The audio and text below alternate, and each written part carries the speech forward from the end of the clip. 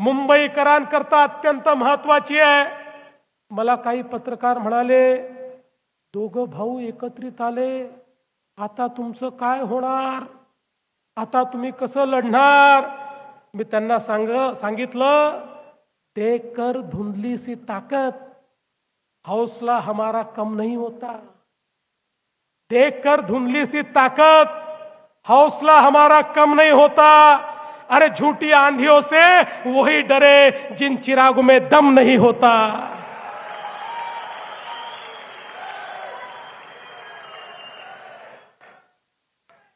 आता या ठिकाणी खरं म्हणजे शिंदे साहेब, तुम्ही यांचं कॅम्पेन बघितलं, मला तर आता असं लक्षात आलं आहे की मुंबईमध्ये निवडणुकीमध्ये श्रेय चोरणारी टोळी सक्रिय झाली आहे आणि या टोळीमध्ये काही अबोध बालकं देखील आहेत जे श्रेय चोरण्याचा प्रयत्न करतात।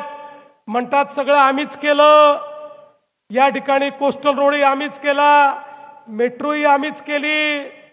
ये पब्लिक है, ये सब जानती है। अरे अर्ध्या रात्री ते मुंबईकरांना उठवून विचारलं, कोस्टल रोड कोणी केला, बीडीडी चाळीचा विकास कोणी केला, या ठिकाणी मेट्रोचं काम कोणी केलं। अर्ध्या रात्री मुंबईकर सांगतील हे महायुतीने केलं।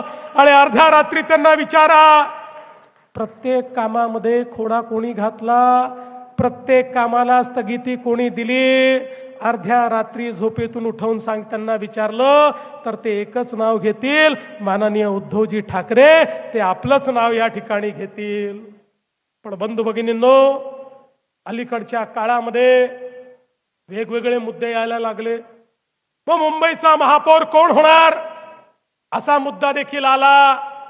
मी परवा स्पष्ट सांगितलं, आता आमच्या एकनाथराव शिंदेजींनी देखील स्पष्ट सांगितलं, मुंबईचा महापौर महायुतीचाच होणार, मुंबईचा महापौर हिंदूच होणार आणि मुंबईचा